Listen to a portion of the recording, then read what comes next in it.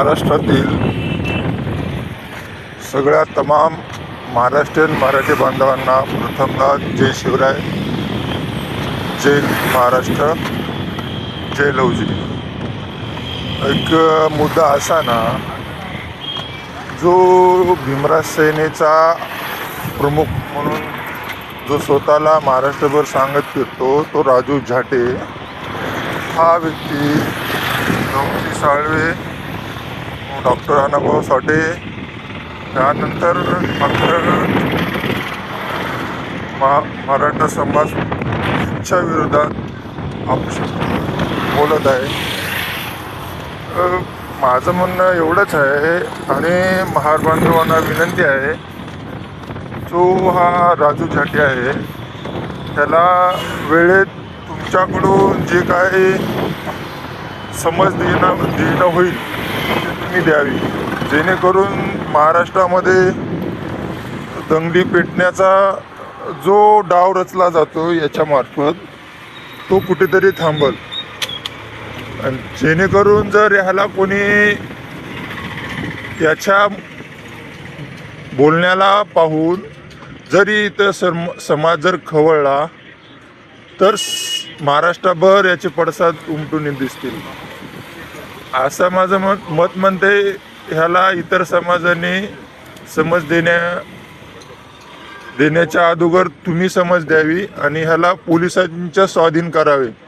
ह्याच्या पाठीशी तुम्ही राहू नका, एवढंच मत आहे आपलं.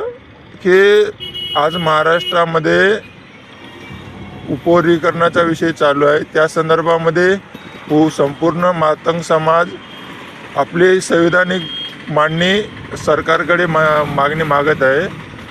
त्या अनुषंगाने तुम्ही विरोध संविधानिक पद्धतीने करावा.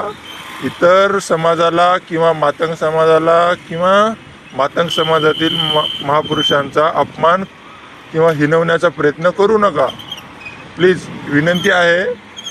आणि जर आम्ही बिघडलो तर आम्ही पण बाबासाहेबांचा कच्चा चिटा, त्यांचा सत्य इतिहास काय आहे काय नाही ते आम्हाला पण माहीत आहे. तरी पण आम्ही मूग गिळून बसल्यासारखं आम्ही बाबासाहेबांचा अपमान करू नये म्हणून आम्ही शांत असतो.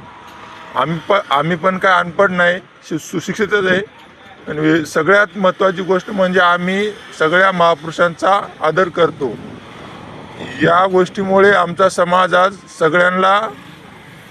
सगळ्यांमध्ये मिळून मिसळून राहतो. आणि पहिली गोष्ट, आमचा समाज हटकून कोणाच्या वाटेला जात नाही आणि आलं जशास तसं उत्तर भेटते आपल्याकडे.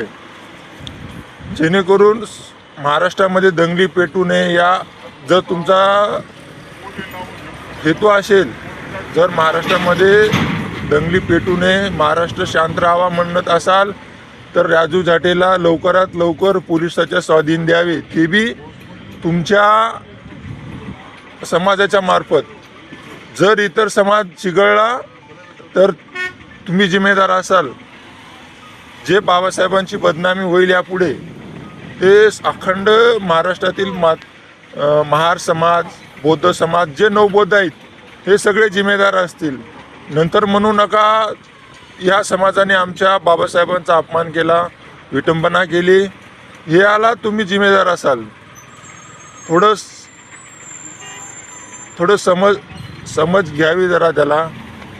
तो हरेक महापुरुषांवर जातोय, त्याला इतिहास माहीत नाही, काही माहीत नाही, त्याचा अभ्यास नाही कोणत्या गोष्टीचा. तो काही पण बोलायला लागला, कारण तो मला तर वाटतो कोणाकडून 4 पैसे घेऊन महाराष्ट्रामध्ये दंगली घडवण्याचा प्रकार चालू केला आहे तो. आणि त्याच्यासोबत जे गुंड लोक आहेत इतर, त्या सगळ्यांच्या सोबतीने तो इतर समाजावर दबाव टाकण्याचा प्रयत्न करत आहे. माझी एवढीच विनंती आहे, जे आमचा बौद्ध शांतताप्रिय समाज जो आहे त्याला एकच विनंती, ह्या राजू झाटेला लवकरात लवकर तुमच्या हातून आणि पोलिसांच्या सहकार्याने याला लवकरात लवकर पकडून याच्यावर कायदेशीर कारवाई करावी. हे एवढीच अपेक्षा मी एक मातंग समाजातील तरुण म्हणून मी आपल्याकडून करत आहे. जेणेकरून जर इतर समाज बाबासाहेबांच्या विचारांच्या विरोधात जाऊन जर तुम्हाला कोणी टीका केली असेल तर तुम्ही कायदेशीर त्याच्यावर कारवाई करू शकता. एवढीच विनंती आहे. जर समाज बिघडले, एकूण एकाच्या समाजावर एकमेकांनी जर चिखलफेक केला तर प्रत्येक महापुरुषांचा अपमान होतो. आणि जर एखाद्याच्या भावना दुखून दुसऱ्यानं जर त्या महापुरुषांचा अपमान केला तर तुम्ही पण खपवून घेत नाही, आम्ही पण खपवून घेणार नाही. एवढीच विनंती आहे. आज डोक्यावर पाणी जात आहे आणि जर मुंडीवर काढून जर कोणी समाज जर आपल्या अस्तित्वावर प्रश्न निर्माण करणाऱ्याच्या विरोधात, त्याच्या महापुरुषांच्या विरोधात जर 4 शब्द अपशब्द बोलले तर तुम्ही ना भावना दुखून घेऊ नका. पर्सनली आम्ही राजू थाटेच्या विषयावर बोलू. एवढीच विनंती आहे की तुम्ही मात्र ना राजू थाटेला पकडून पोलिसांच्या स्वाधीन द्यावं. तेच नम्र विनंती आहे. जय महाराष्ट्र, जय हिंद, जय भारत.